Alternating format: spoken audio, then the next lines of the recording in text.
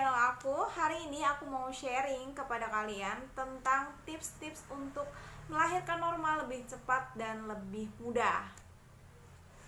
Oke, sebelum kita lanjut ke videonya, kalian yang belum tekan tombol subscribe di bawah, boleh dipencet dulu tombol subscribe-nya dan nyalakan lonceng notifikasinya biar kalian nggak ketinggalan video-video terbaru dari aku. Oke, subscribe. Oke, terima kasih yang udah mau subscribe channel aku. Semoga video-video aku bermanfaat ya. Oke, langsung aja. Apa sih tips-tipsnya untuk bersalin normal secara lebih mudah dan lebih cepat? Yang pertama adalah kita nggak boleh mager. Yang pertama dan yang utama nih ya, kita harus banyak gerak, banyak olahraga, nggak boleh males-malesan, karena itu kunci pertamanya ya, kunci pertamanya di situ. Sebenarnya olahraga dan gerakan-gerakan yang bermanfaat itu bukan hanya dilakukan pas lagi hamil aja. Cuman idealnya tuh sebelum hamil kita tuh udah sering olahraga, rajin gerak gitu sebenarnya ya.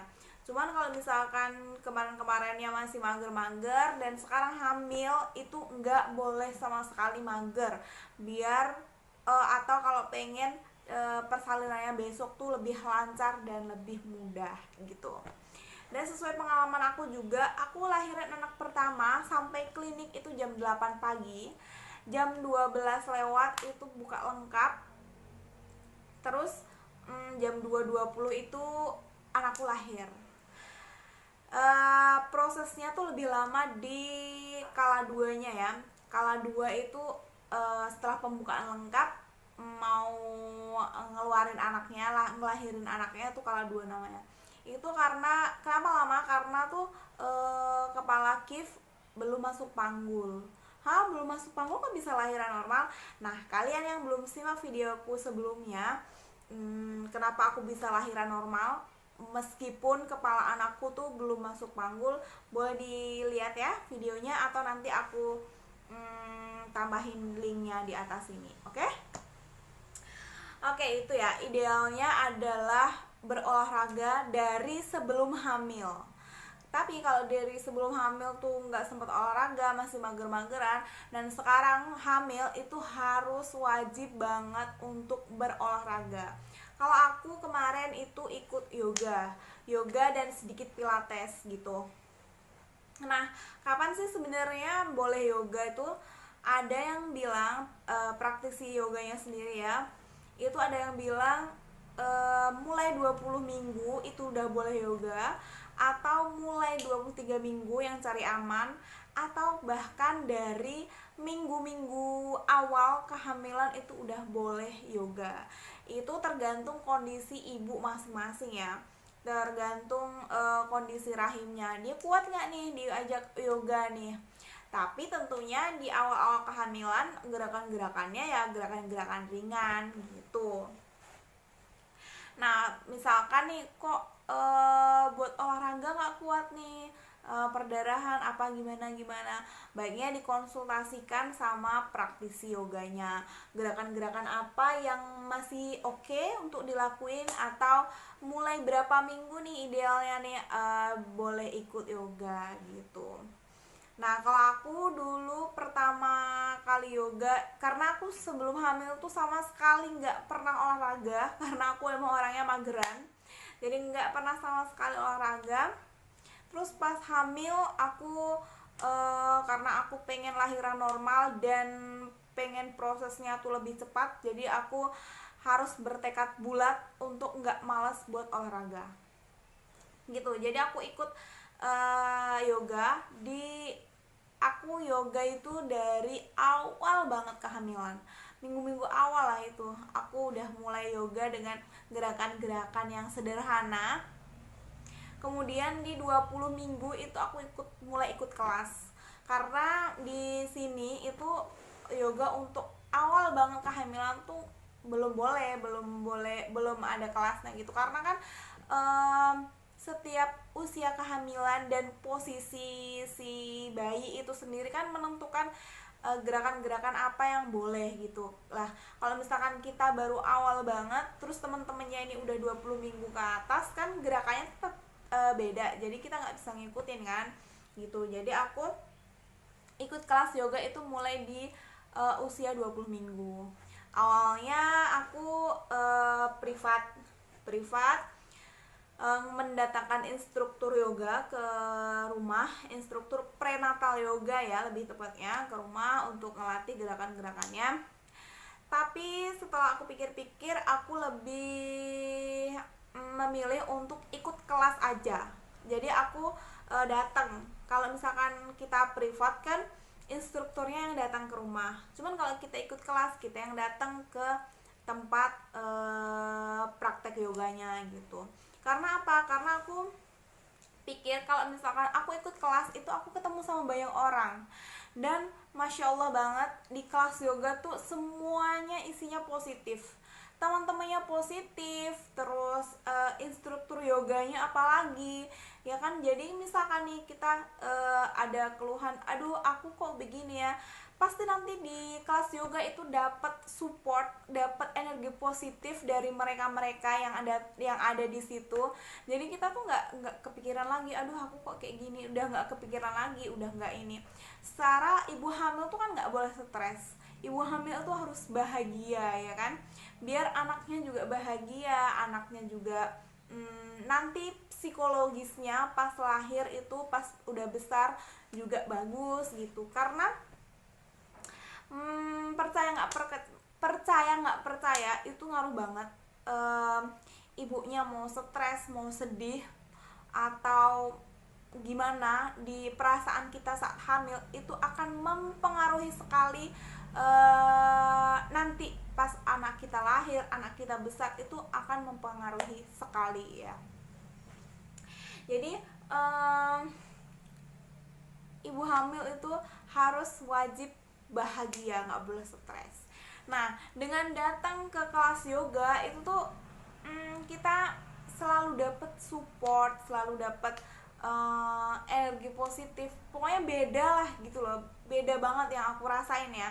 Selama aku ikut yoga selama hamil itu, ikut kelas yoga tuh pokoknya manfaatnya banyak banget. Selain kita belajar berolahraga, kita juga dapat energi positif dari mereka yang ada di situ gitu. Nah, selain yoga aku juga jalan kaki biasa, jalan-jalan tuh nggak harus keluar rumah, nggak harus ke mall, nggak harus ke taman ya. Nggak, kalau misalkan lagi keluar rumah males, itu aku jalan-jalan aja di dalam rumah, muter-muter ruang tamu gitu, sekuatnya, secapeknya. Kalau nggak kuat, kalau capek istirahat, nggak boleh dipaksa. Ibu hamil itu udah punya alarm tubuhnya, dan kita harus peka ya sama alarm tubuh kita. Kayaknya nih udah capek nih, nggak kuat nih, istirahat, jangan dipaksa. Jadi sekuatnya aja, semampunya, nggak apa-apa. Mampunya cuman jalan 10 menit ya nggak apa-apa, mampunya cuman jalan 20 menit ya nggak apa-apa. Minimal sih 15 menit sih, 15 menit tuh cukup. Jalan-jalan jalan-jalan kaki biasa tuh 15 sampai 20 menit lah cukup gitu. Terus selain jalan-jalan, aku juga squat itu dimulai dari 36 minggu, anjurannya dimulai dari 36 minggu atau setelah kepala tuh masuk panggul. Cuman karena Kif kepalanya belum masuk panggul, aku mulai 36 minggu itu aku udah mulai squat. Dan squat ini aku cicil ya. Di hari pertama itu aku squat setelah sholat sebanyak 5 kali. 5 kali 5 kan 25. Di hari pertama aku 25 kali. Terus di hari kedua, ada tahu bulat lewat, maaf ya. Di hari kedua aku tambah lagi. Jadi setiap habis sholat tuh sebanyak 8 kali. Terus besok lagi ditambah lagi, besok lagi ditambah lagi. Aku pernah sekali squat di setiap habis sholat itu 25 kali sampai 25 kalian gitu. Dikali aja, dikali 5 ya kan, Sebenarnya targetnya itu sebanyak berapa ya, 300 apa berapa gitu sehari, itu targetnya segitu sebenarnya. Cuman kayaknya belum ada ya yang sampai target itu. Paling banyak mungkin 100, 150, 200 itu udah hebat banget bisa squat sehari 200. Tapi kalau misalkan kalian mau coba squat, kalian jangan langsung banyak, dijamin besoknya kalian nggak bisa jalan. Ya semampunya aja, semampunya sedikit, besok ditambah lagi sedikit, besok lagi ditambah lagi sedikit sekuatnya. Kalau misalkan nggak kuat jangan dipaksa. Nah sebenarnya squat ini juga bagus untuk penurunan kepala, tapi dengan cara yang benar. Nah kalau misalkan kepala tuh udah masuk pintu atas panggul, kita squat kakinya gini, kakinya buka gini, gini ya. Jadi lutut tuh menjauh, kedua lutut tuh saling menjauh. Biar apa? Biar pintu atas panggulnya tuh ngebuka. Jadi nanti tuh lama-lama dia turun gitu. Cuman waktu itu karena kepala Kif belum masuk panggul, jadi nggak ngaruh di aku. Jadi ya maksudnya kepala si bayi itu nggak mau turun juga gitu. Meskipun begitu aku tetap squat karena untuk melatih ligamen aku, ligamen di otot paha, biar nanti pas persalinan tuh powernya kuat gitu, nggak kram, nggak cepet pegel gitu.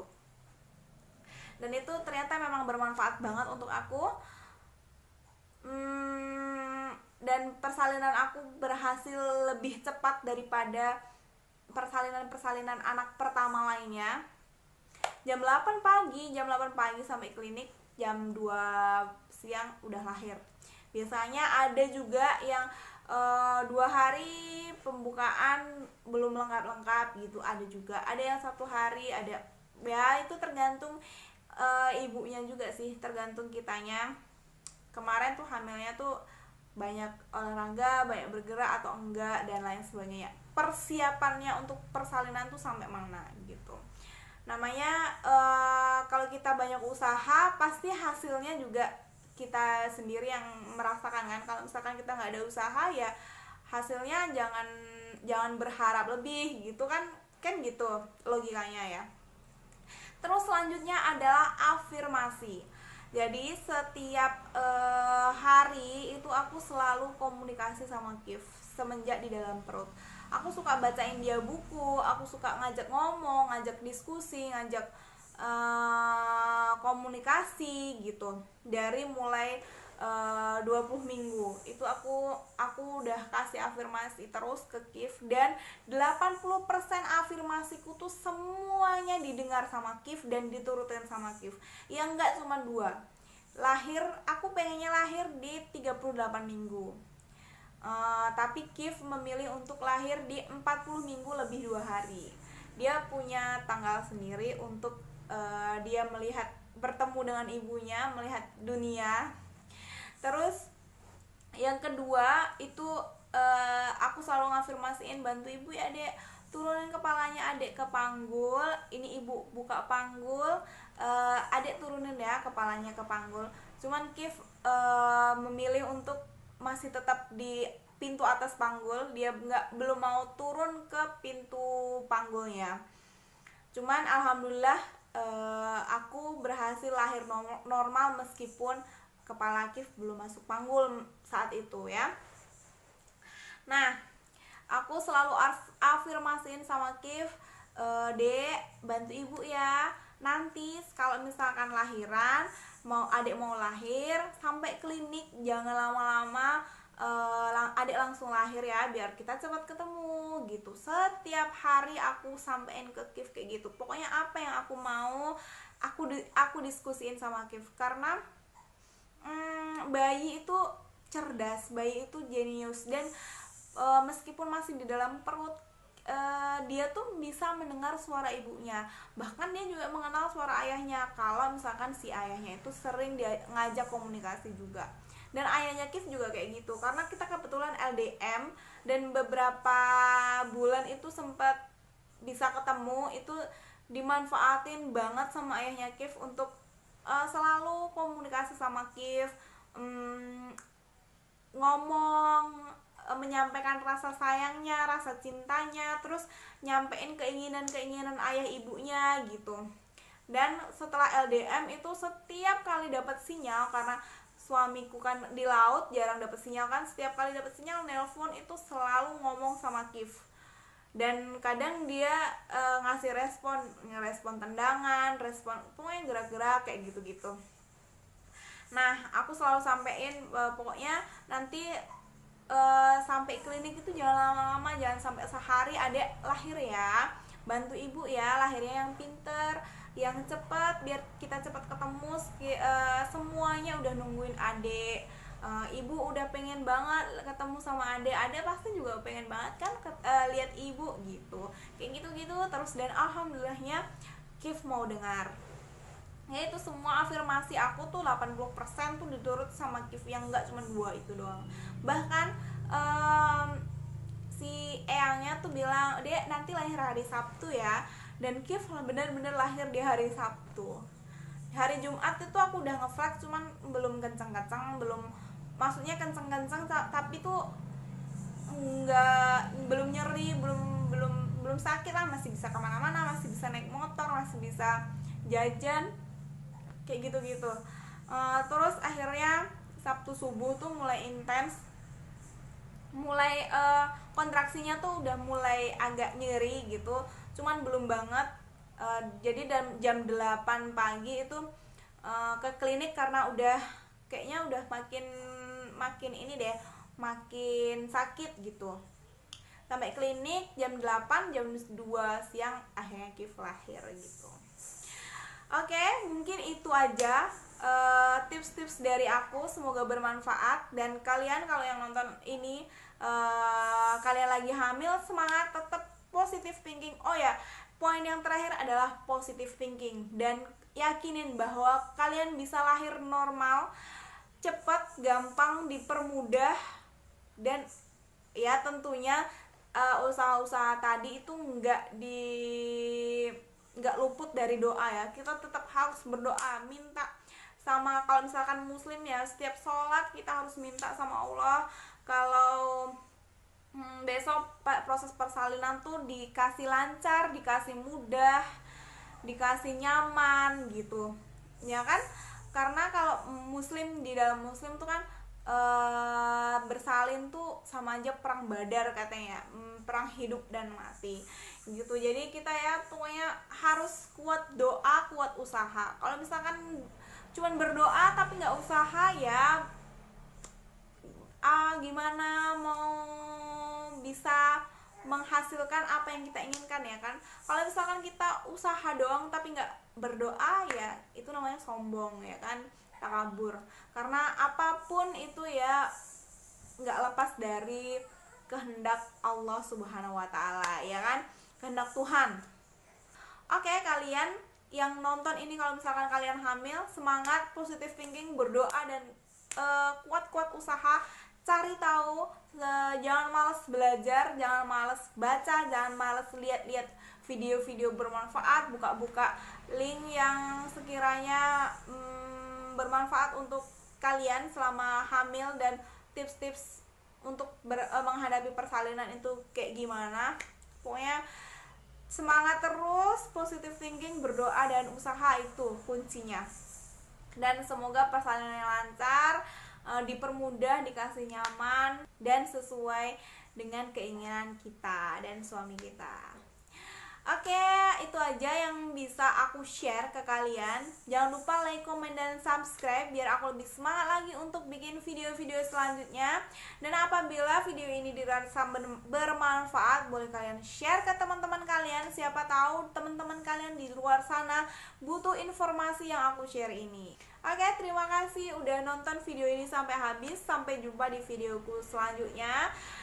Terima kasih. Assalamualaikum warahmatullahi wabarakatuh. Bye bye.